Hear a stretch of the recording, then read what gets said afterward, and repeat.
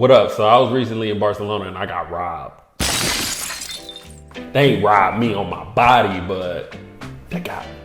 But they broke into my car and they stole my passport, my camera, backpack, keys to my crib, anything you could possibly think of. But I'm back, I'm up and running. I'm gonna show y'all about basketball in Barcelona, Spain. Barcelona is a great basketball city. They got over 4 professional teams, and best of all, they got a street ball culture. So we're gonna talk about all the teams that are playing in Barcelona, the street ball culture, and then I'm gonna run y'all through how I got robbed in Barcelona. But I'm gonna save that for the end, because I like to talk about good news first. So in Barcelona, you got 4 ACB teams, which is the top league in Spain. FC Barcelona is the most well-known team. That's the EuroLeague team. You got NBA players such as Jabari Parker, who just got there this year, Thomas Satoransky, Jan Vesely, a bunch of former pros play there. FC Barcelona is the biggest team in the Barcelona area. But also within an hour drive, you have Manresa, who's a good team. You have Girona. Girona is a team that was owned or is owned by former NBA star Marc Gasol. He actually played there last year, which was great to see because obviously he's still got it, you know, even in his age today. And then the last team is Juventud Badalona. They're about 30 minutes outside of Barcelona. So you have a nice collection of professional teams in the area, as well as some lower level teams and some teams that are developing. Badalona is a team that they had Kyle Guy last year. They tend to get some really good players as well. I usually stay somewhere near FC Barcelona's arena. It's a nice area. Got a nice little hotel I usually stay at. The FC Barcelona arena is small, but it gets packed, and I like the fans. I think the fans there are much more rowdier than, let's say, like at Real Madrid. I think the fans have a little more energy. The games are a little more fun, but I think a lot of it also has to do with the arena being smaller. So I've been able to go there a lot, like the last couple years. Girona also has a nice gym. Their gym's a little bigger and it gets full, but they pack it out.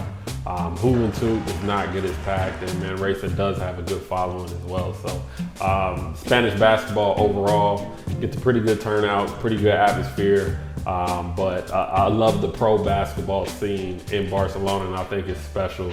And if you're living in Barcelona, it's great because, I mean, there's a game pretty much every day on every weekend, you know, and you can get there within driving distance, which is dope. Streetball scene was always something that I heard about. Shout out to my man, you know, Visual Ballers. Go follow them. But they film a lot of like the content on the streetball scene.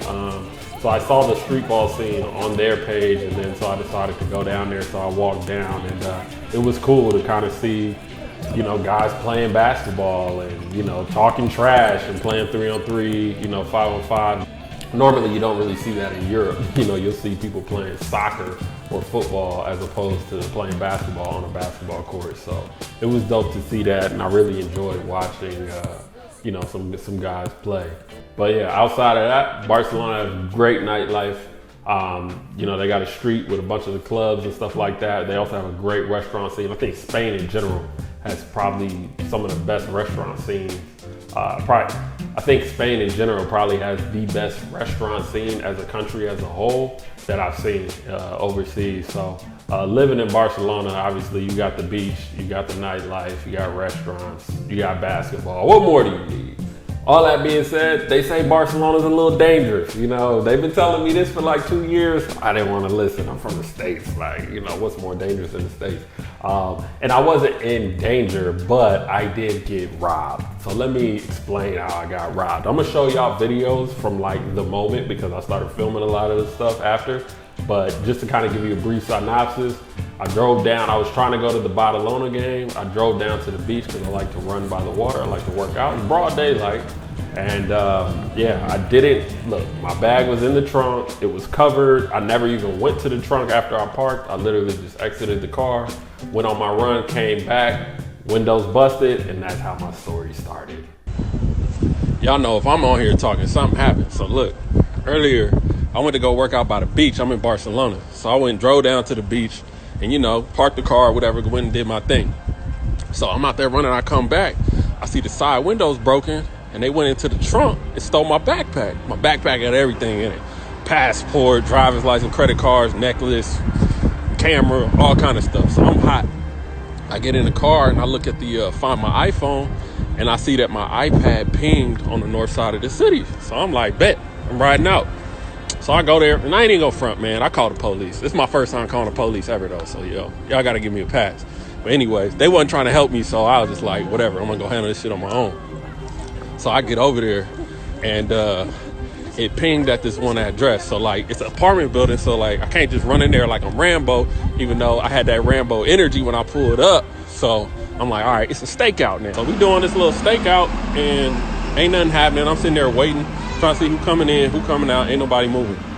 Talk to the owner. The owner know the lady in the building, and he was like, he called her. So once he called the lady's like, oh yeah, my sons are there, but I'm not. But when I come back, he can come inside the house, and then he can search the house if he wants to. The lady was taking forever. So finally, I'm like, man, forget it. So I go to the police station because I'm gonna need to show something to the rental car company, and so I can travel. So I get to the police station, and the cop, he's sitting there taking a report, writing all this information down. I'm like, bro, man, like, let's saddle up, let's get in the car, let's go handle business. Why I came here, man. I was ready. I was gonna help him too, you know what I'm saying? This is gonna be a team effort. He's gonna get my stuff back, man, but he wasn't with it. So he wrote the report. So I ended up driving back down there myself after we got the report. So when I drove back down there, the lady was home, and they let me go inside the house. Yeah, so I get inside the house. Ain't nobody know nothing, of course. Everybody in there, though. He got like about three kids. They all got girlfriends. Everybody in the house. So nobody know nothing.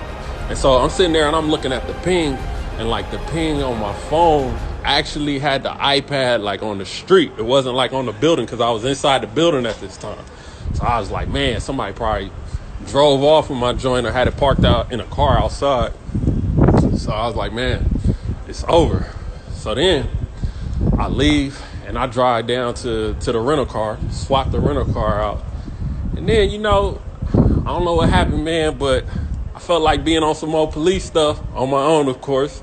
So I got up on my Mike Lowry, got up in the car, and I drove down to the supermarket, where they tried to use my credit card. Yeah, they tried to use my credit card at the supermarket. So I get down to the supermarket. I parked the car. So I parked the car outside the police station. I ain't even know it. And I parked it illegal. So this cop pull up. He was undercover. He had a hoodie on like me. He pull out a badge. He like, man, what you doing? This is all in Spanish. This whole day been in Spanish. So like, it's been a rough one. But anyway, he pull out his badge. He's like, yo, you can't park here. I'm like, oh, my bad. Matter of fact, you could help me, because I'm about to run up in this grocery store and see what's happening. And he was like, man, nah, you can't do that here. He was reading my report. He was like, nah, you can't do that here, whatever it is. And he was like, yeah, you gotta let the police do it. I was like, all right, man. So I got in the car, and I parked my car around the corner. And now I'm about to walk up in the store by myself, ask to see them cameras. And we're gonna see what happened from here. But long story short, man, I got. Probably ain't gonna get my stuff back, but I don't know, man. It's been a rough one. So as you saw, I was like a detective. I mean, I really wanted to solve this case, and even after that day, it carried on, and it was. I was still trying to get my things back, but it just didn't happen. So all in all, I ended up losing probably close to $15,000 worth of things, and I will not be able to replace all of them yet. So. Yeah, man, it sucks to have something that you work for and, paid for with your own money stolen, but, it's a part of life, and I guess, we just got to move a little more carefully in certain places. But yeah, that was how I got in Barcelona. But this isn't the first time I got robbed. No. This was the first time I got robbed in Barcelona. This isn't the first time something bad happened to me in Barcelona. Like earlier this year, I was in Barcelona and I got into a car accident on a Sunday of all days. Like nobody's even on the road. This guy runs through a stop sign, hits my car, gets totaled, and I had to go through that whole situation. And then years ago, I was on Tinder and met these Russian girls, and they tried their darnest to send me to jail. I still have the video. I mean, I didn't even like these girls. I met this girl on Tinder. This was New Year's Eve. I was playing overseas. I decided to go to Barcelona to see my homeboy. He was playing at Man Racer. Met this girl on Tinder, whatever. We started talking. I realized I didn't really like her, stopped responding. So by the time we got out, I'm at a club. She's at a different club. I'm bored, so I'm texting her. She's like, oh, where you at? I said, oh, I'm at Club X. She's like, oh, I'm at Club B. And then I text her later like, yo, I'm at Club B, where you at? She's like, oh, I'm at Club B. I'm like, oh, okay, I'm by the DJ booth. She's like, okay, I'm coming to the DJ booth. I wasn't even at Club B. So I'm playing around with her, immature, I know, but I was bored. Anyway, later that night, we go back to my boy. He got a suite in the W, we chilling. And my boy's like, yo, call the Russian girls, call the Russian girl. I'm like, nah, I don't want to call the Russian girl. He's like, man, just do it. We ain't got nobody else. So I'm like, all right, whatever. Call the Russian girls. They come through to the suite. Now, mind you, they walk in. It's her and her sister. I give both a hug. They sit at a completely different couch. I got my own couch. My boy has a chair on the other side of the living room. His other boy got a chair on the other side of the living room. So conversation is going, and the girl that I matched was not even talking. Her sister's doing all the talking. So it's just pretty much me and the sister doing the talking. Nobody else is engaging. Nobody likes each other, right? So the sister picks up on the vibes. She's like, yeah, the vibe's a little off. I think we're gonna leave. And I was like, yeah, y'all should leave. She's like, what? I'm like, yeah, y'all should leave. I'm like, nobody likes you. You guys don't like anybody. Y'all should just go. And she's like, well, how about this? We're not leaving. I'm like, listen, I'm not gonna argue with you. I'm gonna just call security. So I grabbed a hotel phone, call security, like, yo, can you come remove some people out the room? Hang up the phone. So we got the music playing. My boy ends up going to the back of the room. By the time security comes, they knock on the door. My boy answers the door. He thinks it's a noise complaint. So he's like, oh, no, we're good, and closes the door. So the Russian girl sees it. She's like, oh, you call security on Russian girl? You don't call security on Russian girls. Oh, since you want to call security on Russian girls, I'm gonna call the police and say that you raped us. I was like, what? Now, mind you, you don't just throw around the R word at all. So as soon as I heard that, I turned the video on my phone on, and I was recording everything that was being said. And yeah, that whole night was like a nightmare. But yeah, long story short, I ended up getting out of that situation. The cops knew that they were on some BS. One of the other guys in the room went down and got somebody to remove them from the hotel room. But yeah, Barcelona has given me my fair share of nightmares, and I'm not gonna stop going though. I'll probably be back there soon. So anyways, man, those are my Barcelona stories, man. I hope you guys don't let these stories discourage you. Head down there, check it out, go see a game. But of course, be careful. Don't wish what happened on me, on anybody. But yeah, man, if you can, please like, subscribe, continue to support the page. And yeah, I'm gonna keep more content coming for y'all.